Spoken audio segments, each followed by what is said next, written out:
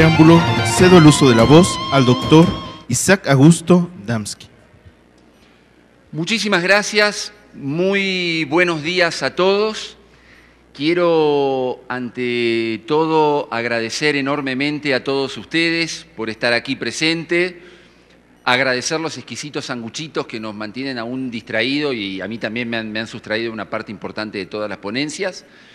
Y felicitar principalmente a los organizadores, a este Tribunal Judicial y también al Tribunal en lo Contencioso Administrativo de Guanajuato, a cuyo honor me sumo en la celebración de su 27 aniversario.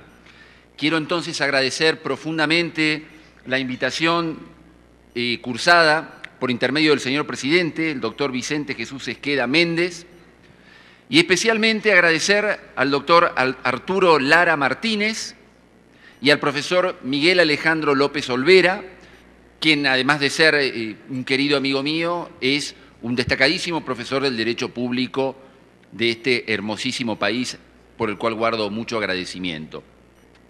Y muy especialmente agradecerle al magistrado José Jorge Pérez Colunga por sus atenciones, por cómo hemos discutido y compartido tantos momentos juntos en esta breve estadía. Dicho todo esto y agradecidos a todos ustedes, yo he querido focalizarme más allá de la descripción de cómo funcionan los métodos alternativos en una cuestión que para mí es central o nodal de esto que se está discutiendo, que es el desde dónde pensamos a los métodos alternativos de resolución de controversia, dentro de qué paradigmas se inscriben en orden a considerar primero qué es un conflicto, qué es una contraposición de intereses, cuál es el rol del abogado en todo esto y en todo ello saber cuál es la concepción de las partes que impera en todo esto, para a partir de ahí poder esbozar algunas líneas que nos permitan visualizar un poquito, en base a la experiencia profesional de uno y la experiencia académica, cuáles son las fortalezas y debilidades que los mecanismos alternativos poseen.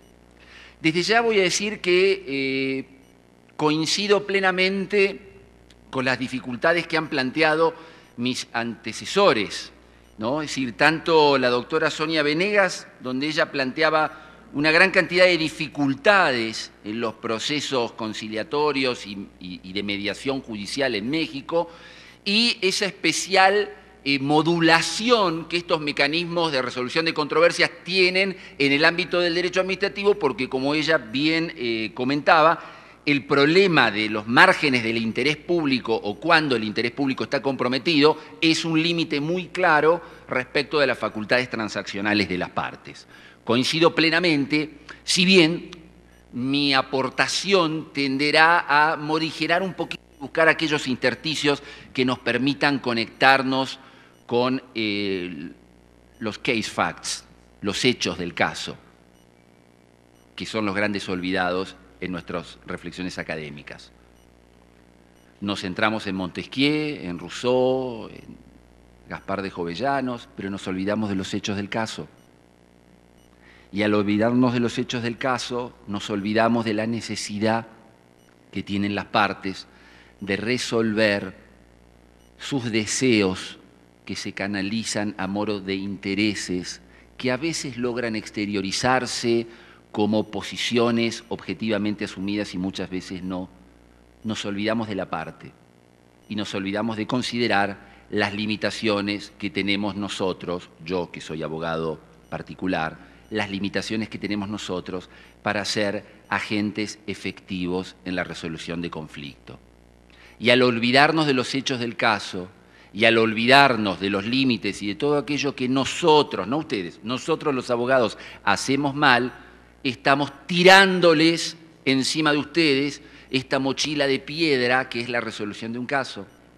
El abogado, por su insuficiencia, por su falta de herramientas para negociar un problema, traslada o construye un caso y traslada esa situación conflictiva a este tercero imparcial, y al hacerlo no está clamando por justicia, está sobreacumulando de actuación a un juez, a un magistrado que ya de por sí tiene decenas de miles de problemas que resolver todos los días en su despacho, que son casos judiciales. Un querido maestro mío, y sirva estas palabras de homenaje al doctor Guillermo Muñoz, uno de los más grandes profesores de Derecho Administrativo de Argentina y un gran juez, siempre decía, y nos decía cuando nosotros dábamos los primeros pasos en la cátedra hace más de 20 años, nos decía: miren, queridos, ustedes tienen que saber que el juez es como un amigo. Al juez, al igual que al amigo, solo hay que molestarlo en 2 momentos de la vida: para el bautismo y para el funeral. Nada más. Esto es solamente cuestiones eminentemente trascendentes, solamente cuestiones que, agotada todo esfuerzo conciliatorio y de buen diálogo, no pueden resolverse unilateralmente por las partes o por nosotros, los gestores del conflicto. Solamente situaciones en las cuales claramente, como decía la doctora Sonia Venegas, se encuentran traspasando el límite del interés público o que comportan una interpretación de última ratio iuris, solamente esos casos debieran de llegar al Poder Judicial. Al juez no hay que molestarlo, pidiéndole aquello que por nuestra propia negligencia o impericia, o por nuestros propios condicionantes psicológicos, del hecho del caso entendido como conflicto, porque el conflicto tiene una dimensión psicológica muy fuerte, que ahora yo voy a tomar el atrevimiento de comentar. Solamente en esas situaciones límites hay que acudir al Poder Judicial. El juez no está para resolver los malos negocios que nosotros no hemos podido hacer con el Estado. Tenemos aquí un invitado de piedra que no ha sido invitado todavía a esta mesa, que son los hechos del caso.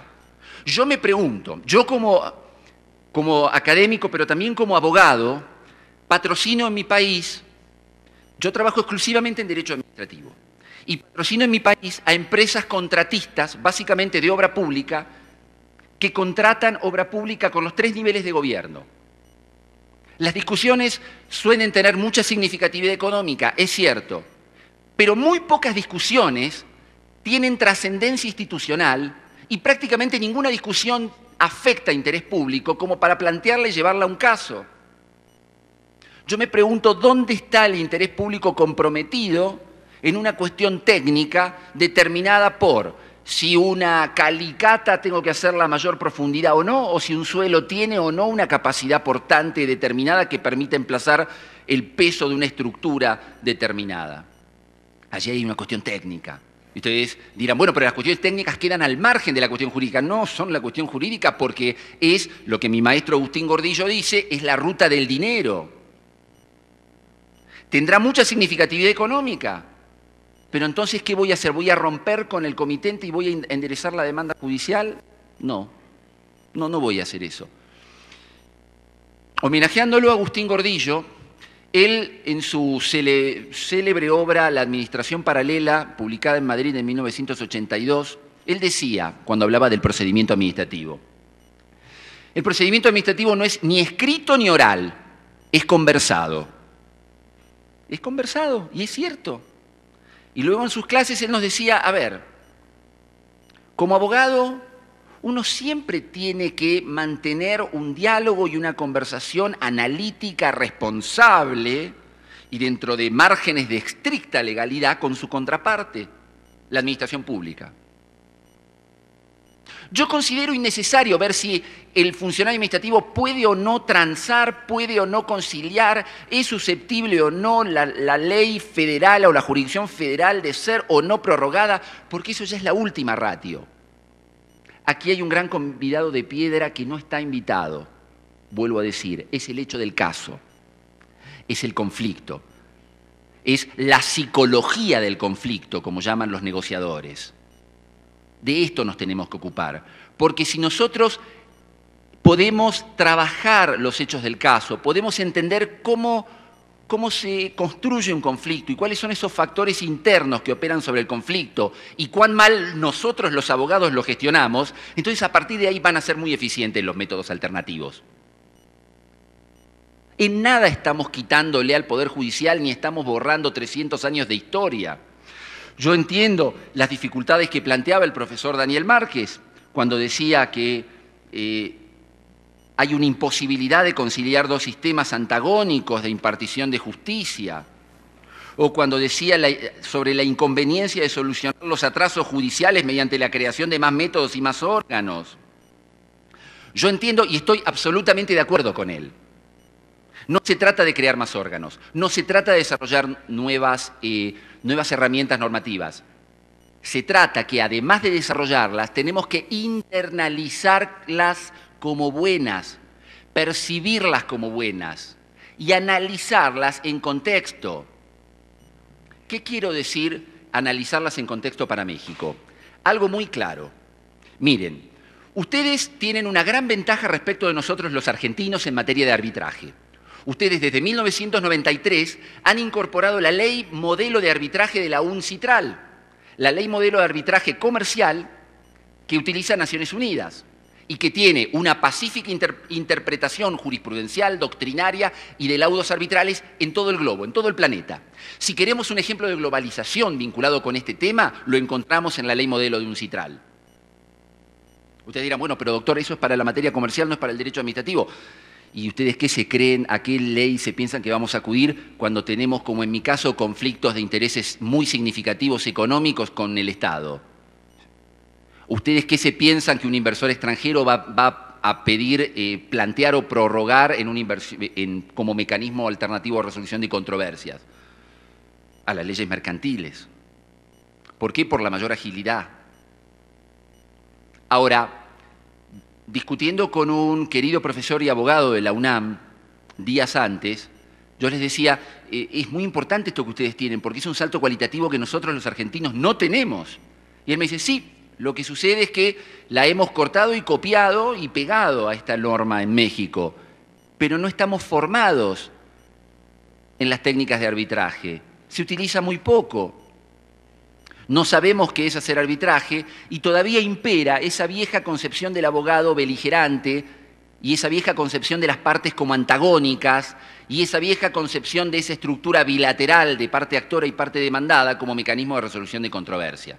Entonces, mientras el conflicto sea o tenga una percepción negativa, los mecanismos alternativos de poco servirán.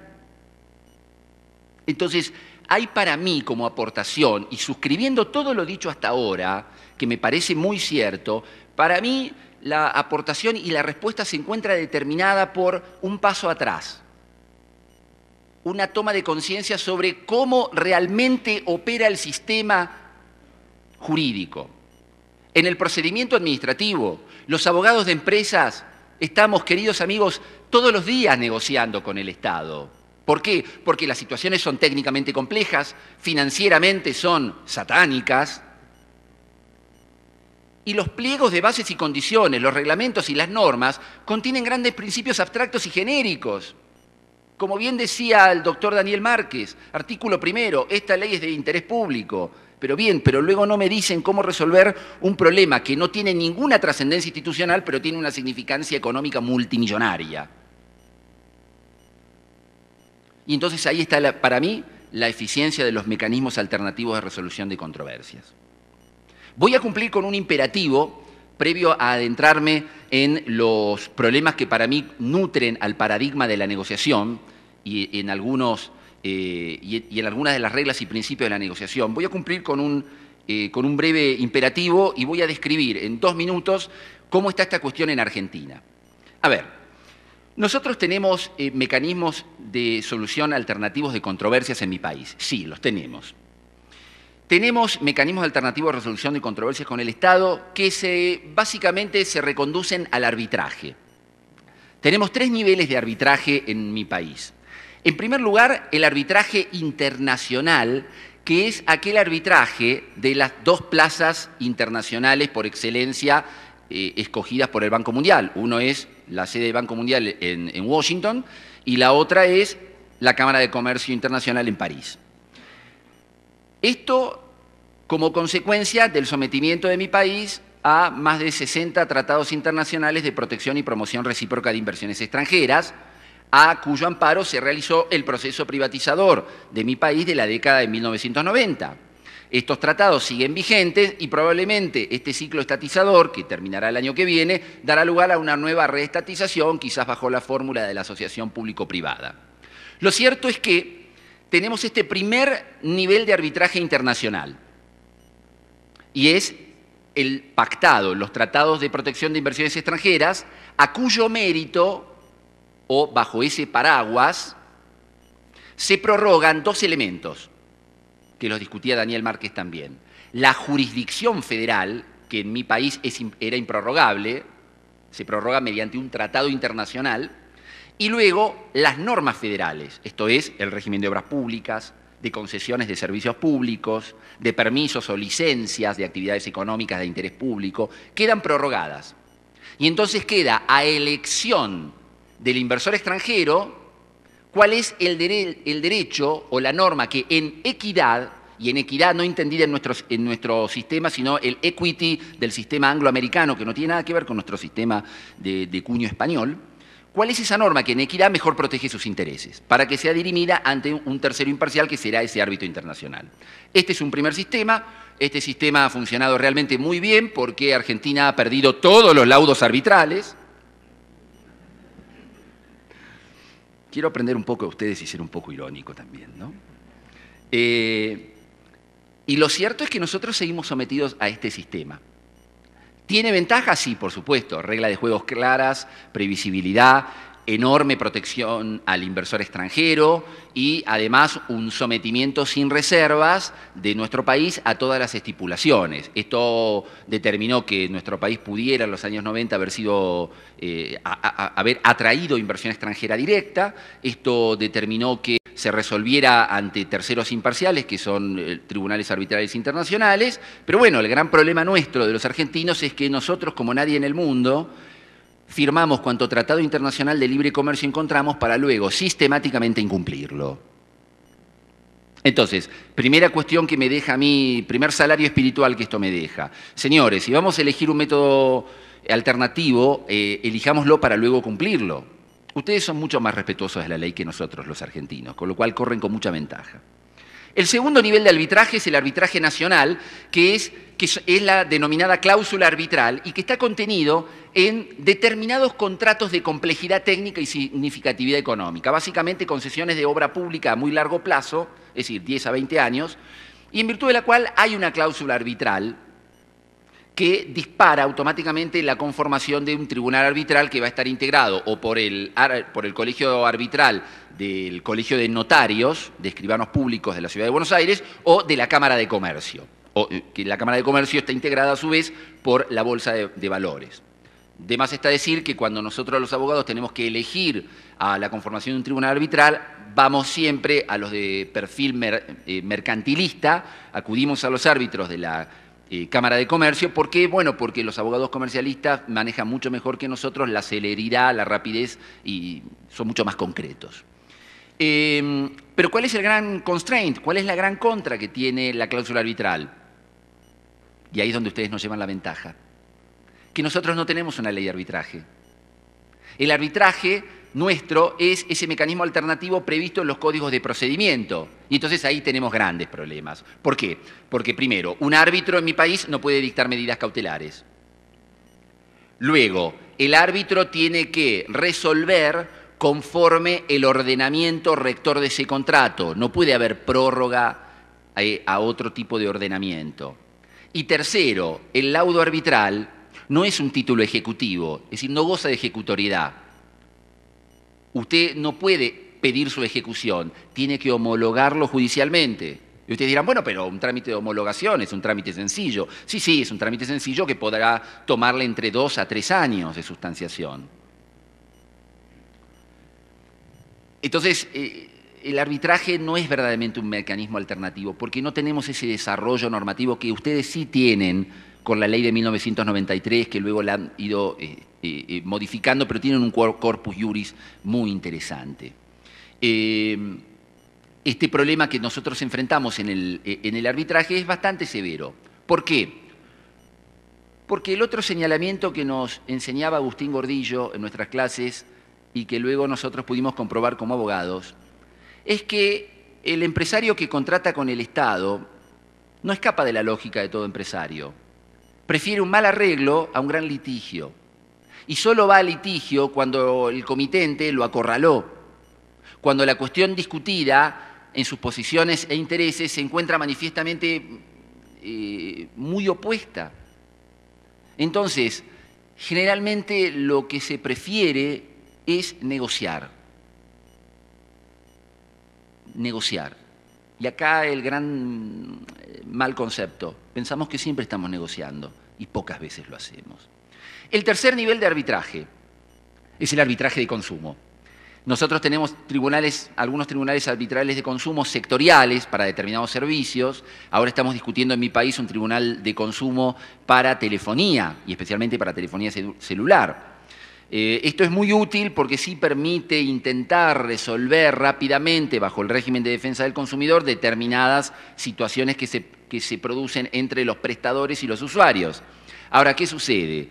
Necesita el consentimiento de las partes. Y luego, una vez obtenido el laudo, como el laudo, vuelvo a comentarles, carece de ejecutoriedad, si la gran empresa telefónica o si la gran empresa de prestadora de servicios decide incumplirle a usted, y usted tendrá que ir al Poder Judicial. Por lo tanto, estamos un poco en pañales en los mecanismos alternativos, ¿no? Ahora, yo hay una reflexión al margen que quiero plantear antes de entrar en estas cuestiones más vinculadas sobre el deber ser del abogado y la naturaleza del conflicto.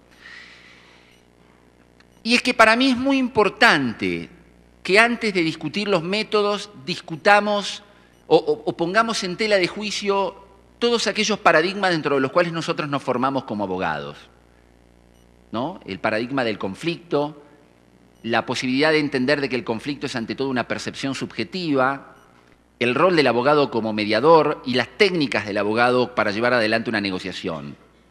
¿Por qué digo esto?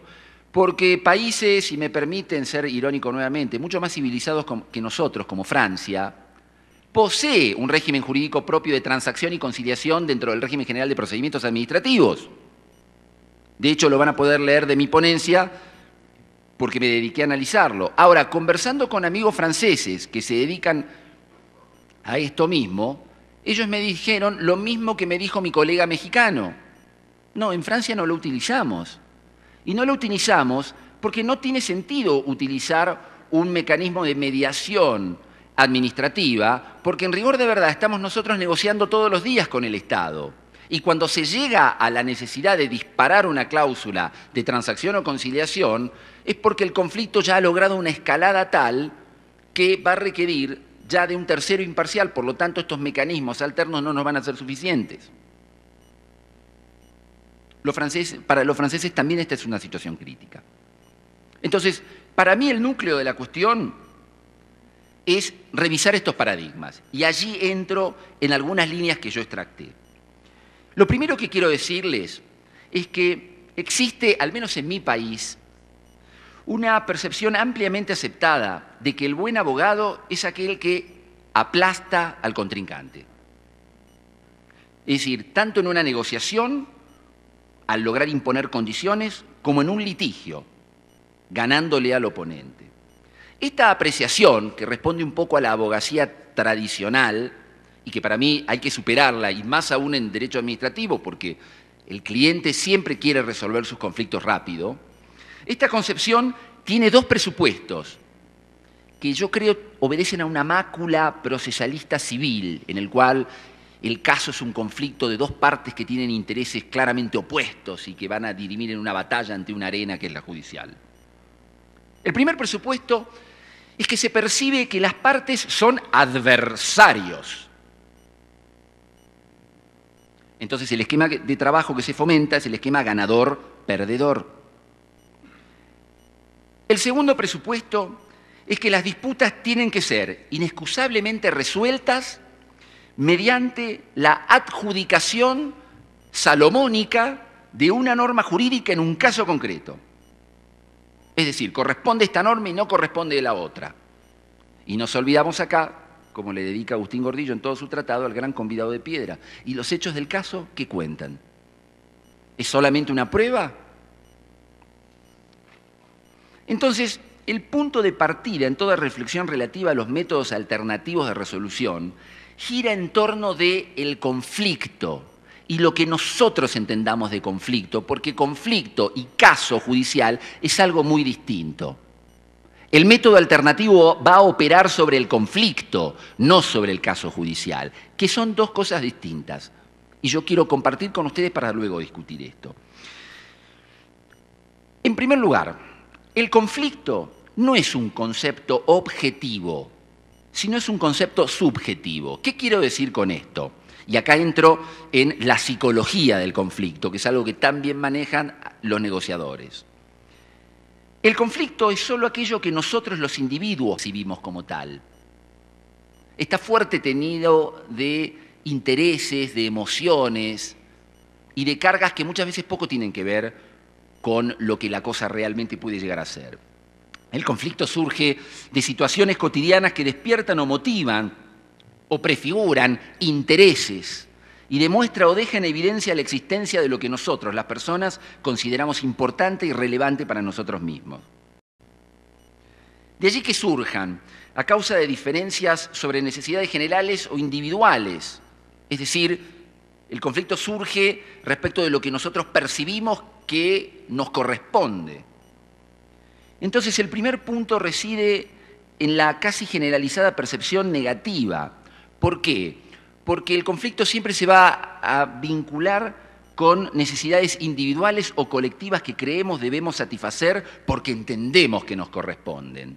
Hay siempre una profunda emotividad.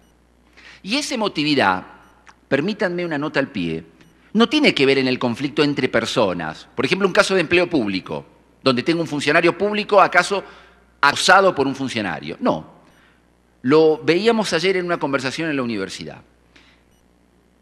Hay un dato de la realidad. Cuantos más altas son las partes contratantes, supongamos tengo un funcionario del primer nivel del poder, ¿no? Ministro de Economía, que tiene un contrato administrativo con una empresa muy importante y tiene su CEO. Cuanto más altas son las partes contratantes, más influye el factor subjetivo. Más opera el factor subjetivo, más se toman las emociones. ¿Por qué? Porque nadie quiere perder. Porque todos percibimos que el conflicto es una situación de pérdida y de descrédito. Voy a perder poder. El factor emocional es muy grande.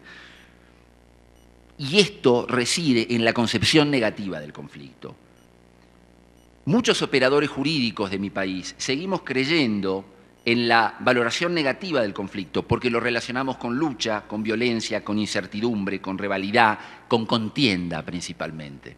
Reducimos el conflicto a una contienda. En otras palabras, el conflicto aparece como un antónimo de convivencia, como un antónimo de paz. Por eso, como consecuencia de esta herencia cultural, al menos en mi país, lo consideramos como algo malo y que perjudica las relaciones.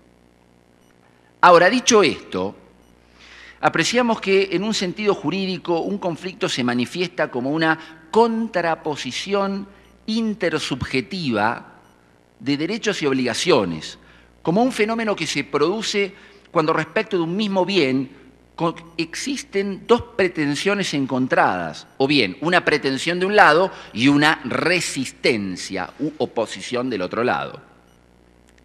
Pero quiero rescatar una idea que me parece la primera pauta para intentar pensar los métodos alternativos desde otro paradigma.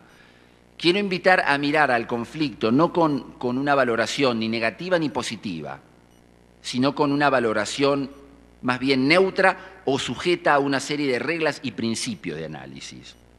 El conflicto, señores, es negativo, es confrontativo e implica lucha en un solo supuesto. Es destructivo si no es resuelto. El conflicto es negativo cuando el conflicto no es resuelto. El conflicto es negativo cuando escala en una confrontación hostil o directamente en violencia, entendida la violencia como el caso judicial. Si no escala en violencia, el conflicto en sí es una gran oportunidad.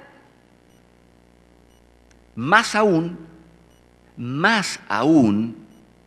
en las cuestiones de derecho administrativo económico, porque la contratación administrativa, como muy pocas contrataciones, involucra a dos altas partes y a un universo de beneficiarios que serán los usuarios de servicios públicos o los usuarios de la infraestructura de la obra pública, y los vincula por muchos años, no una década. ¿Cuántos contratos administrativos vemos de concesión de servicios públicos otorgados por una década y que llevan 30 años ejecutándose?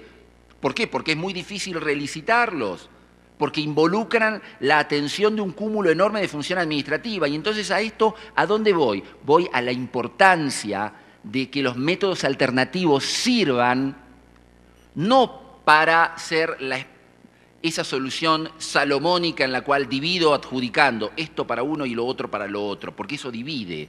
Esa es la concepción negativa del conflicto, sino para fortalecer y estrechar los vínculos de colaboración, porque ante todo el contrato administrativo hoy no es más un contrato de atribución, en el cual el Estado le atribuye o le delega competencias a un particular. El contrato administrativo hoy es de colaboración, y el que no perciba que el contrato administrativo es de colaboración está perdido, porque las próximas décadas en nuestras Américas nos van a enfrentar con contratos de colaboración como son las asociaciones público-privadas que ya en Europa se han consolidado muy fuertemente y son la superación al modelo privatizador de los 90.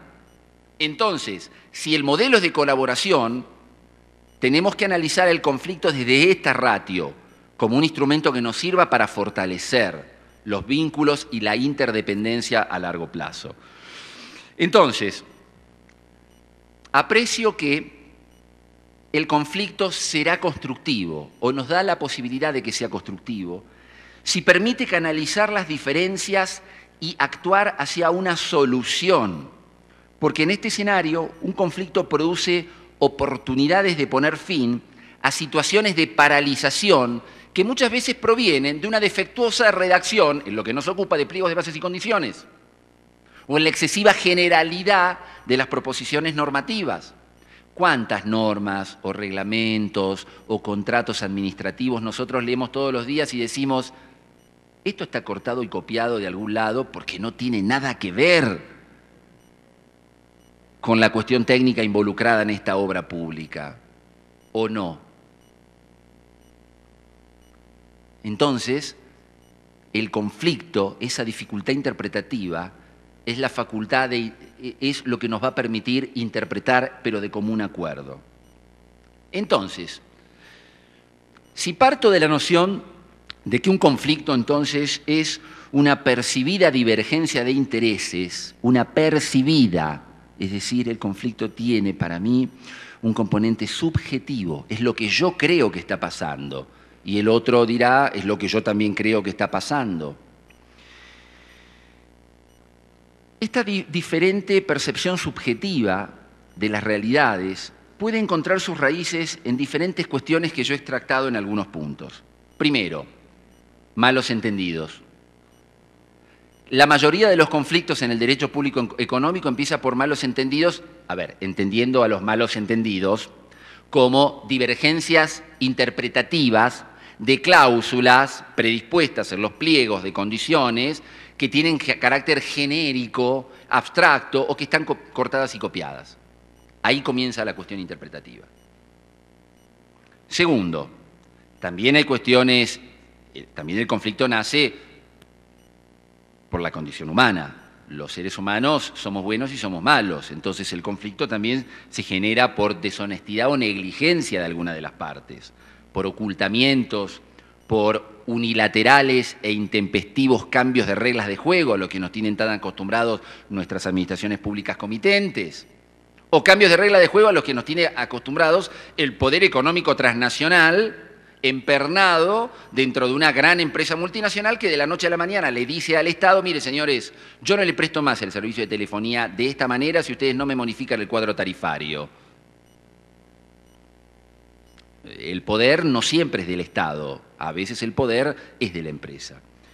Tercero, falta de límites preestablecidos o ambigüedades en la proposición. Muy frecuentemente Los conflictos con el Estado se generan porque no hay una fijación clara de límites personales que puedan evitar la intromisión entre las partes. Las normas, como bien explicaba Daniel Márquez, empiezan por ese artículo primero que dice esto es de interés público, pero el interés público, ¿quién sabe qué es, cuándo está involucrado y qué significa en el caso concreto? De allí una segunda idea. La primera, una segunda idea estructurada en 3 puntos. La primera de ellas, y a fuer de ser reiterativo, la importancia de analizar el conflicto y sus componentes para buscar la manera más racional y conveniente de manejarlo. ¿Qué estoy queriendo decir? El conflicto es una apreciación subjetiva de lo que yo, operador, creo que la cosa es. Ahora, la solución del conflicto, queridos amigos y colegas abogados, no está en la ley. Las manos para resolver el conflicto no están en el juez. La solución del conflicto está en lo que nos enseñaba Agustín Gordillo, en los hechos del caso.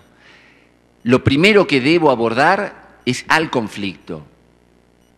Es el antecedente de hecho, los hechos del caso. Analizar el conflicto y sus componentes.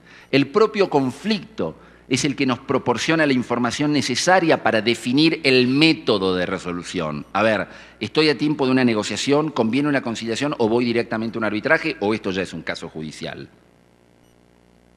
El segundo elemento, el segundo punto, la necesidad de una activa participación propositiva de las partes del conflicto. Y acá hay algo muy importante. Es indispensable o es crucial mantener una buena comunicación entre los afectados para lograr desentrañar los intereses reales que motivan a cada parte.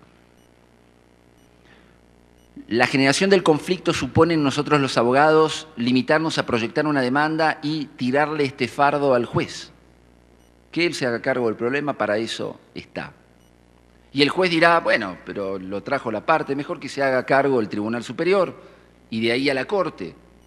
Cuando en realidad quien se tiene que hacer cargo es el propio generador del conflicto y su agente de resolución.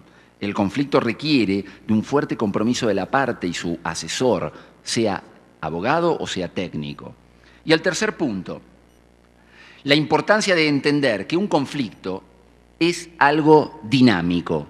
Y acá ya nos chocamos de frente contra el Código Procesal.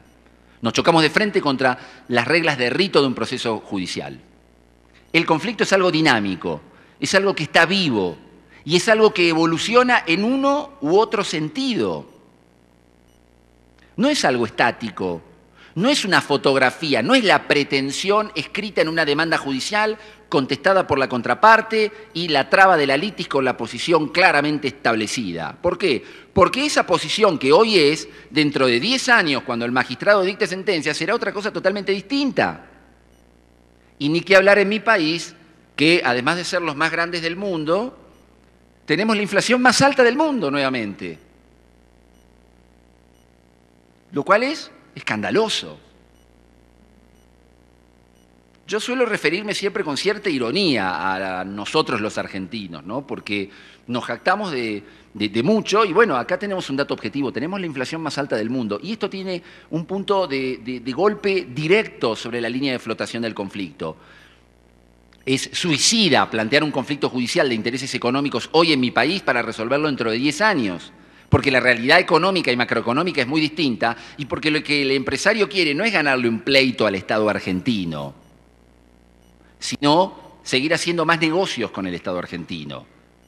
Y además, en mi país, a diferencia de ustedes, nadie quiere ganarle un pleito al Estado argentino porque luego no lo va a cobrar en dinero, aunque el dinero de mi país ya cada vez valga menos y nuestro dólar ya está en una escalada que día a día va aumentando, ¿no? El problema es que lo va a cobrar en bonos.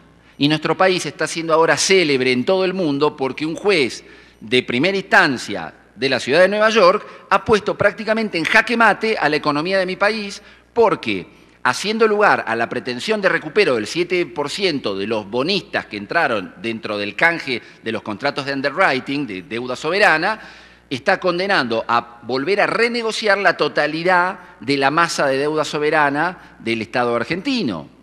Por lo tanto, nadie quiere enjuiciar al Estado argentino y nadie quiere ganar un pleito y mucho menos cobrarle en bonos que no cobrará nunca más. Entonces, es central entender este tercer punto, al menos para nosotros los argentinos, que el conflicto es algo dinámico, que está vivo, que no es una foto.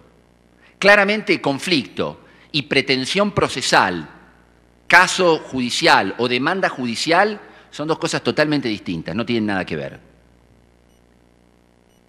Los métodos alternativos tienen que servir para analizar y resolver en tiempo real un conflicto, no un caso judicial. Son dos ratios y dos niveles distintos a los que atienden. Por eso es que no comparto con que haya intereses contrapuestos entre el proceso judicial y los métodos alternativos. No es justicia entre privados, no. Es resolver en tiempo real una diferente apreciación de situaciones, una diferente percepción que genera intereses. Entonces, es muy importante que entendamos esta dinámica interna del conflicto. La dinámica del conflicto o, como llaman los negociadores, la psicología del conflicto, entendiendo que conflicto es algo distinto a caso judicial. No es una foto, no es estático, es dinámico, porque la idea del conflicto es que sea una oportunidad para superar las deficiencias del sinalagma original y pueda servir al sinalagma contractual, dinámico, actual, cambiante, el sinalagma operacional. ¿Para qué? ¿Para resolver un caso? No, para estrechar los vínculos de colaboración e interdependencia. Yo siempre utilizo un ejemplo muy vulgar. La utilidad de los métodos alternativos y de análisis del conflicto tiene que ser aquella mecánica que permita lograr ese fenómeno físico del cuerpo humano. Se fractura un hueso. Cuando el hueso se suelda, la parte soldada queda todavía más firme de lo que estaba antes. ¿Me siguen hasta aquí? Esta es la ratio esta es la finalidad que tiene que perseguir el método alternativo. No dirimir una contienda, sino ser un cauce que fortalezca el intercambio negocial entre las partes. Esto para mí es muy importante. Entonces, para esto es importante entender la psicología o la dinámica del conflicto. Y esta dinámica del conflicto tiene 4 fases, que son la escalada del conflicto, el espectro, el ciclo y algo importantísimo que debiéramos tener en cuenta todos los abogados, lo que se llama el compromiso irracional con el diagnóstico originario. Vamos por ellas. ¿Qué es la escalada del conflicto? Si se verifica esto que estamos compartiendo esta mañana, de que el conflicto es algo con vida, que no es algo estático, que un conflicto no puede ser reducido a una demanda judicial, este conflicto puede aumentar o disminuir en su intensidad dependiendo las reacciones de las partes. Entonces, hay algo central en el abordaje de un conflicto. Toda actitud de una parte va a ser generalmente contestada por la otra, claramente. La hostilidad de una parte fomenta la respuesta más hostil aún de la otra parte. El efecto negativo de la escalada es que este círculo facilita la inclusión de nuevos reclamos distintos al tema original. Como una parte ataca, la otra contesta y la otra le vuelve a responder, bueno, pero además de esto le voy a pedir lo otro. Y la otra le va a decir, bueno, pero además me va a tener que cumplir con esto otro. Entonces voy en una escalada, voy en un increyendo. El peligro es que se desvía el esfuerzo de las partes hacia objetivos distintos del originario.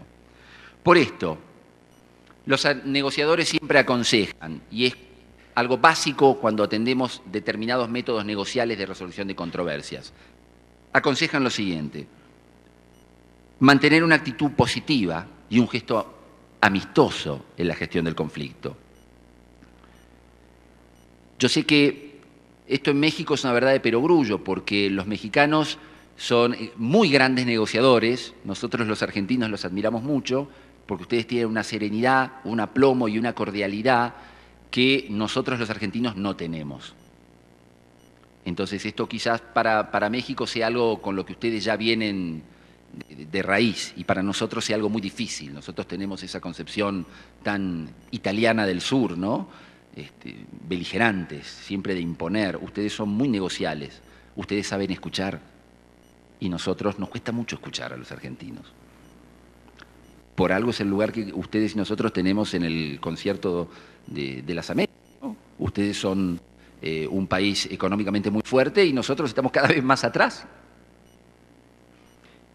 Vamos al segundo punto, y esto sí creo que es universalmente predicable. En la atención del conflicto es aconsejable concentrarse en atacar el problema, no en atacar a la parte. Yo no voy a atacar a la contraparte, vamos a ver el problema, vamos a intentar desentrañar cuál es el punto intermedio entre mi percepción subjetiva del conflicto y la percepción subjetiva de la otra parte. Entonces, esto exige de mantener un canal de comunicación muy afianzado. El segundo punto, el espectro del conflicto. Hay un amplio espectro de comportamientos que van de menor a mayor, que son los comportamientos generadores de conflictos. Así podemos tener leves diferencias interpretativas. Yo estimo que este pliego faculta técnicamente a esto y la contraparte dice que faculta a lo otro. Desacuerdos en cuanto a fecha de cancelación de certificados o pagos de deuda. Disputas, campañas, litigios y literalmente peleas.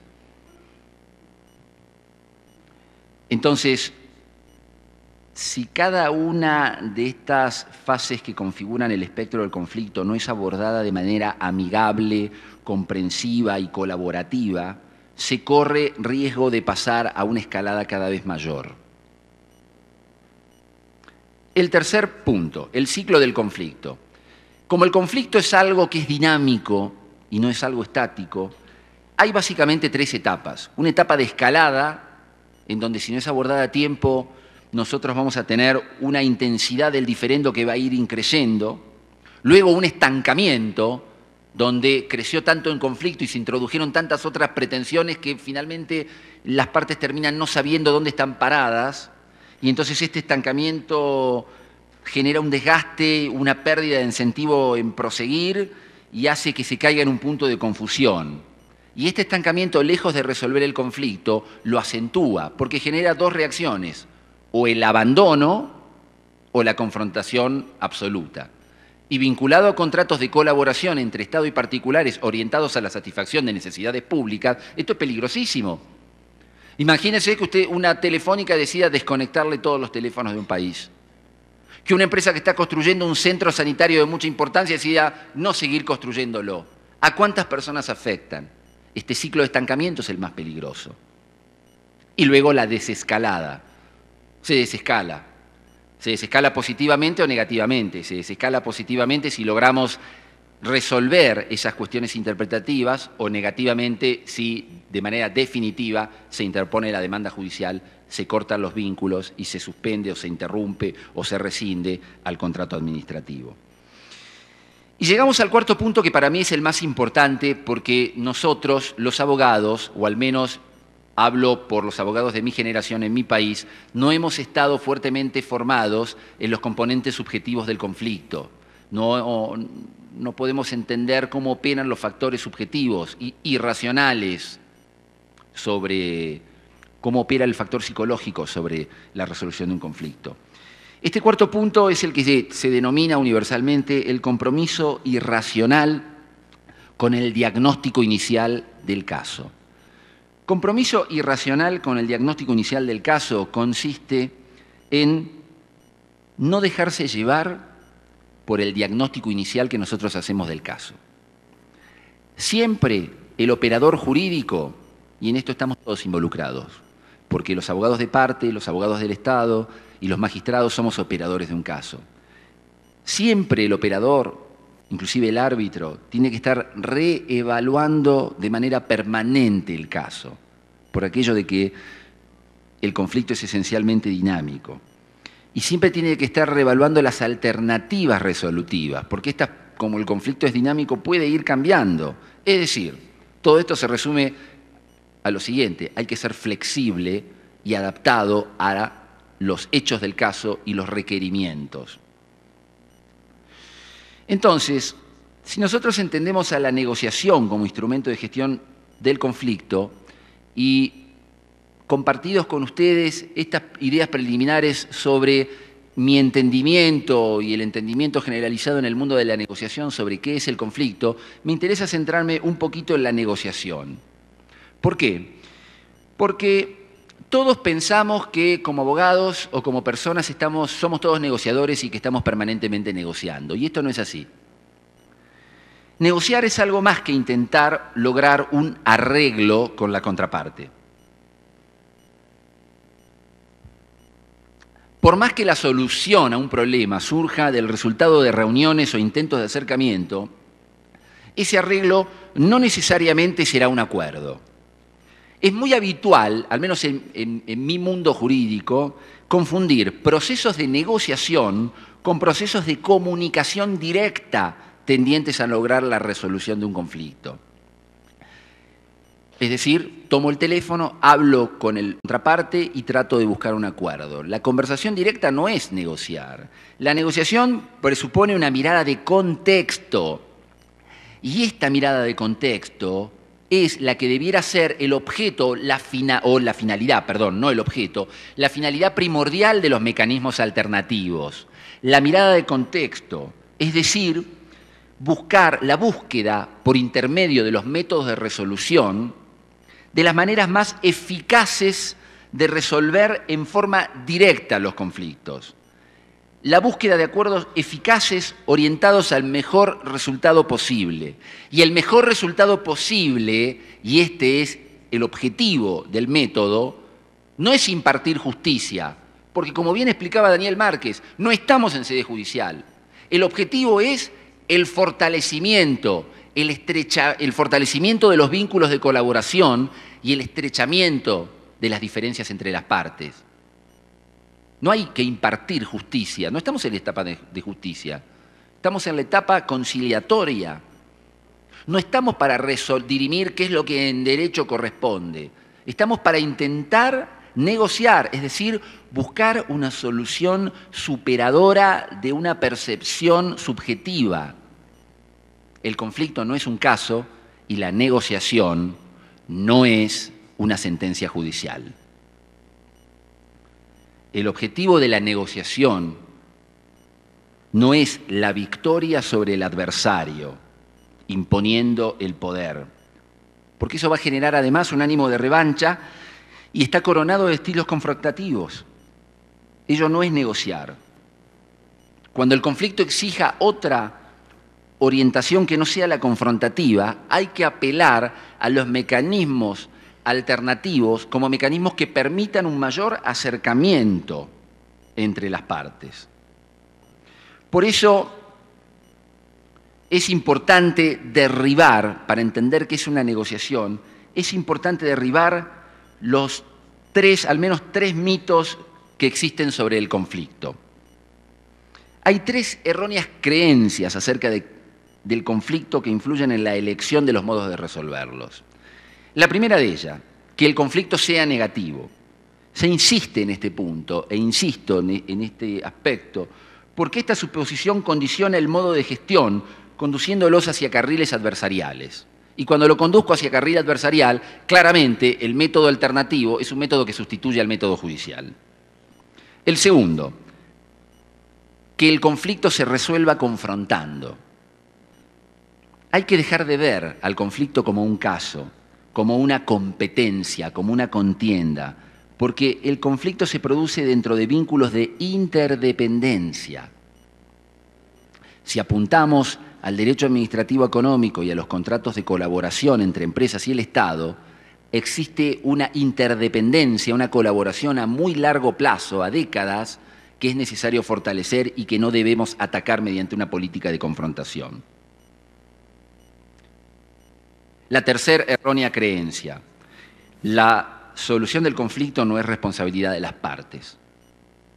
Nosotros siempre buscamos un tercero imparcial en quien delegar esa resolución. Estamos buscando un Dios que imparta una justicia divina. Muchas veces las partes se comportan como si la solución no fuera de su responsabilidad o resorte. Y esto tiene un componente psicológico, ya que admitirlo implica reconocer que son parte del problema. Habitualmente se encomienda el problema al abogado, y el abogado, yo, nosotros, lo diferimos al juez, al mediador o al tribunal arbitral.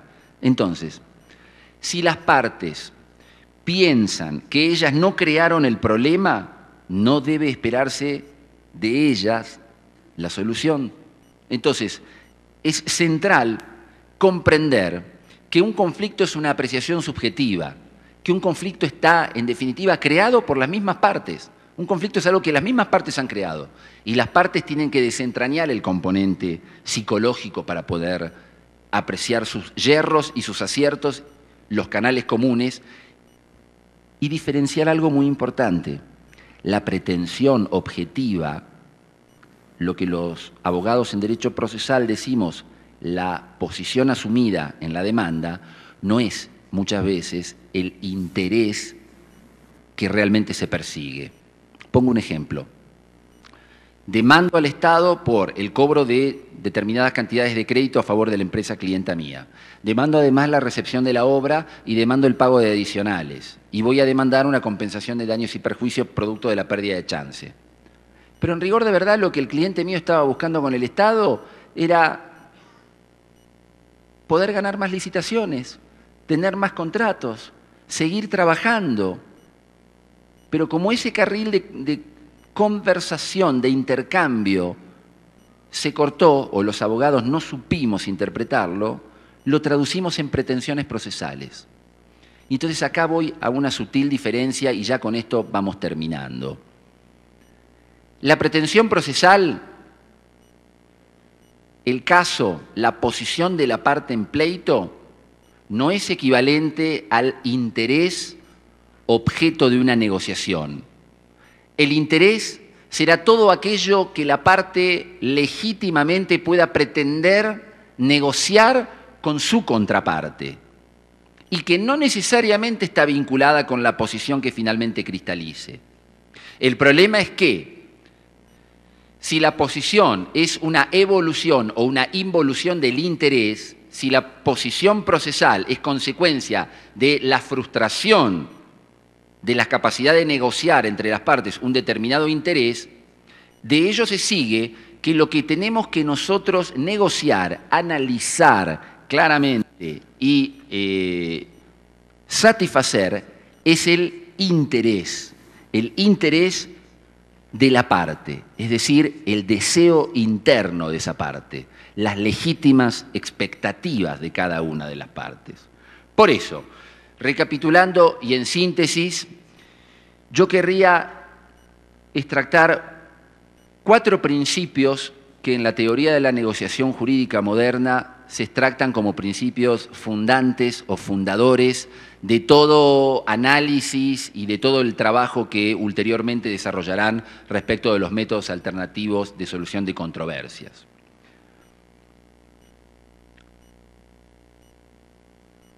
Primero, separemos las personas, sean físicas o jurídicas, del problema. El conflicto es una percepción subjetiva, psicológica, individual de cada una de las partes. La realidad es algo cambiante.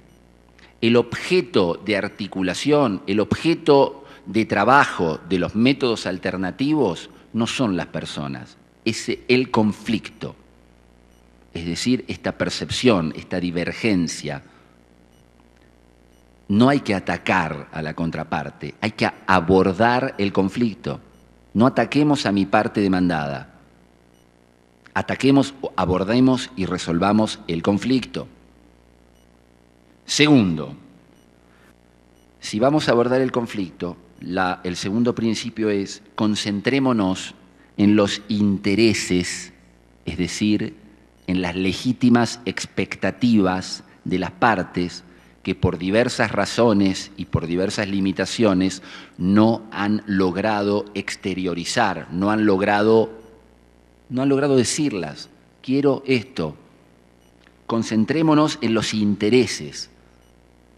el segundo análisis que hay que realizar es qué es lo que la parte clienta mía quiere y qué es lo que mi contraparte está buscando. Para entonces dárselo.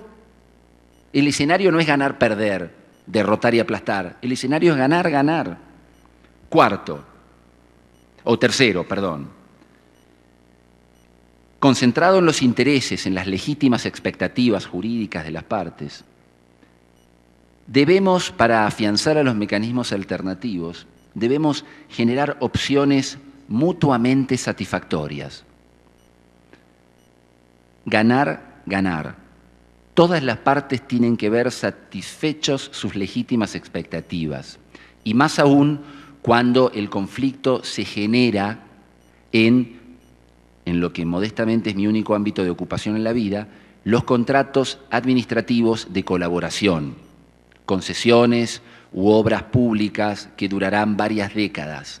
Es muy importante que el conflicto sea, así como decíamos que la crisis es crecimiento, que el conflicto sea una posibilidad de que, abordado el problema con un criterio de mucha prudencia, sea una posibilidad para intensificar los vínculos de interdependencia y colaboración a largo plazo para que todos, además, ganen. Y cuarto, para todo lo anterior, insistir en criterios objetivos que permitan abordar correctamente el problema. Cuando hablo de criterios objetivos, estoy hablando de superar eso que se denomina el compromiso irracional con el diagnóstico inicial. Cuando hablo de utilizar criterios objetivos, estoy hablando de algo que se refiere a la necesidad de que no creamos que porque tenemos mucha experiencia y muchos años, la sabemos toda. Que seamos muy prudentes, que analicemos, que reescribamos el caso, que lo reevaluemos, que logremos desentrañar aquellos factores que hacen a la psicología subjetiva del conflicto, es decir, el factor irracional que frecuentemente opera y frustra negociaciones multimillonarias por el choque de egos de las altas partes. Operemos objetivamente, operemos sobre los hechos del caso. Ellos son nuestros primeros invitados para resolver y para desentrañar la verdadera regla de conducta en los mecanismos alternativos de resolución de controversias. Si logramos entonces comprender que los métodos alternativos no son una imposición de una nueva lex mercatoria que vaya a despreciar o dejar de lado al Poder Judicial, si logramos comprender que, como decía mi maestro, al juez como al amigo hay que molestarlo solo en el bautismo y en el funeral, es decir, solo cuando la sangre ha llegado al río, solo cuando la cuestión es imposible de ser resuelta de otro mecanismo. Si logramos entender que el conflicto no es equivalente a un caso judicial, que el conflicto es algo vivo y dinámico, si logramos entender que nuestro deber para con la sociedad, en tanto operadores del derecho, es no la de aplastar a la otra parte, sino la de ayudar a las partes a fortalecer y estrechar los vínculos de colaboración para que toda la población beneficiaria de la satisfacción de esas necesidades colectivas de servicios públicos y de obras públicas sea lograda reencauzar, si logramos entender que conflicto no es caso, que interés no es posición, que las partes no son antagónicas sino que son colaborativas y que en todo ello, y que estos cuatro principios, que en estos cuatro está comprometido el interés público, entonces, enhorabuena, celebremos a los nuevos métodos alternativos de resolución de controversias. Muchísimas gracias a todos, muy buenos días.